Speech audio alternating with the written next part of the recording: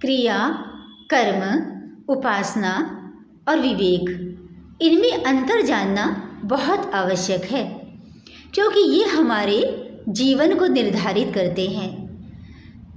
मनुष्य कर्म करता है तो उसके फल की प्राप्ति होती है, और ये फल ही उसका भविष्य निर्धारित करते हैं, अगला जन्म निर्धारित करते हैं। और यदि भक्ति कर्म किया तो भगवान की भी प्राप्ति करा देते हैं। तो इस प्रकार से इनका भेद जानना आवश्यक है। तो क्रिया क्या है? तो स्वामी राम सुखदास जी महाराज ने बहुत सुंदर कहा है कि जो क्रिया है वो प्रत्येक क्रिया फल उत्पन्न नहीं करती। व्यक्ति दिन भर में कितनी क्रियाएं करता रहता है। क्रिया क्या है? जैसे भोजन करना, जल पीना, कहीं आना जाना, सोना, ये सब क्रियाएं हैं। तो व्यक्ति दिन भर में बहुत सी क्रियाएं करता है, और वे सब यदि फल उत्पन्न करें तो कितने कर्म फल बन जाएंगे। व्यक्ति अगर सोएगा तो उसको ध्यान रखना पड़ेगा ये कहीं पाप कर्म न बन जाए। तो प्रत्येक क्रिया कर्म उत्पन्न नहीं करती जब तक क्रिया का किसी परिस्थिति के साथ संबंध स्थापित नहीं होता, तब तक कर्म नहीं बनता। जैसे कहीं जा रहे हैं तो ये क्या है? क्रिया, इसमें कोई फल नहीं बनता। लेकिन जाते समय पैरों के नीचे आकर छोटे छोटे जीव मर जाते हैं, तो ये कर्म फल बन जाता है, क्योंकि कर्म के साथ उसका संबंध बन गया। वहाँ पाप कर्म उसी क्षण बन जाता है। जाते समय मान लो कहीं जा रहे हैं और किसी से झगड़ा हो गया, वहाँ किसी का अहित कर दिया, तो ये भी पाप कर्म बन गया, संबंध स्थापित हो गया।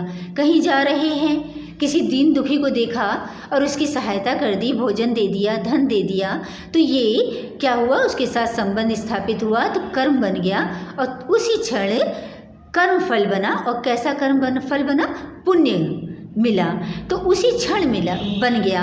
अभी मिलेगा कब? जब भगवान चाहेंगे। फल की प्राप्ति तो भगवान के हाथ में है, तो उसी क्षण कर्मफल बन जाता है।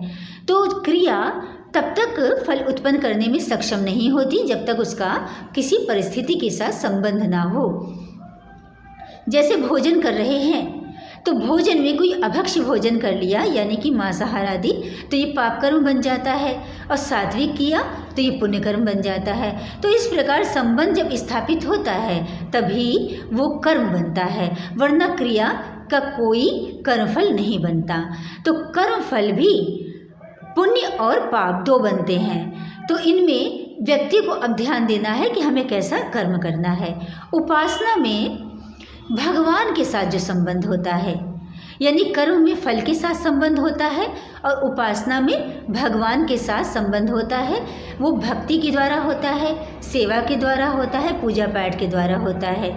इसी उपासना में यदि बहुत भीतर जाकर, बहुत गहराई से उतर कर उपासना की जाए, वो भगवत प्राप्ति भी करा देती है। तो इस प्रकार उपासना में भगवान के साथ संबंध स्थापित होता है।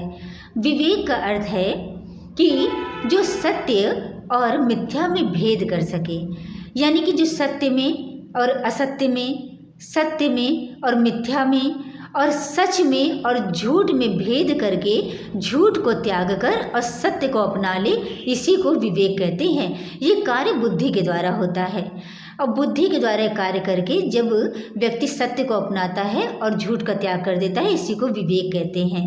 यानी कि जड़ता का त्याग करके और चैतन्य को अपनाना। ये जड़ क्या है? सारा संसार जड़ ही तो है, माया है। ये शरीर भी तो जड़ है, ये जो चल फिर रहा है इसको लोग चैतन्य मान रहे हैं। तो ये क्या है? केवल बुद्धि के द्वारा विचार कर रहे भी, इसको चैतन्य मान लिया है कि ये तो चलता फिरता है, तो ये चैतन्य है? नहीं, ये तो जड़ है। तो जब विवेक जागृत होता है तभी ये ज्ञान होता है कि शरीर जड़ है, यंत्रवत है, इसमें चैतन्य का, चेतना का संबंध स्थापित हुआ है, इसीलिए ये चैतन्य प्रतीत हो रहा है। वरना जैसे कोई मशीन आदि होती है, उसमें विद्युत का संबंध, बिजली का संबंध होता है और वो चलने लगती है। जैसे कोई भी पंखा है और उसमें हवा देने की क्षमता है, लेकिन तब तक नहीं दे सकता जब तक उसमें बिजली का करंट न दौड़े।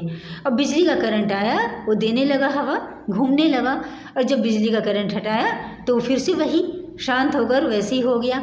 उसी प्रकार से शरीर भी क्या है, यंत्रवत है। यानी कि जो देखने की क्षमता है और ये नाक से श्वास लेते हैं और मुख से बोलते हैं, कानों से सुनते हैं, ये सब किसके कारण है? चैतन्य से संबंध स्थापित होने के कारण।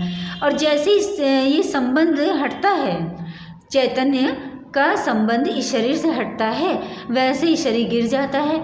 न देखने की क्षमता रहती, न बोलने की रहती, न सुनने की रहती है। तब क्या होता है? साफ दिखाई देता है कि यंत्र, या वास्तव में ये तो यंत्रवत है। तो इस प्रकार से विवेक क्या है? ये जान लेना कि ये शरीर जड़ है और हम क्या है? आत्म, जो आत्मा है वो चैतन्य है, इसके साथ संबंध हुआ इसीलिए चैतन्य लग रहा है। तो विवेक सत्य और असत्य में भेद कर देता है। तो क्या करना चाहिए? जो क्रिया है वो संबंध स्थापित जब तक नहीं होगा तब तक कर्म नहीं बनेगा। तो क्रिया का जब संबंध स्थापित हुआ तो कर्म बना।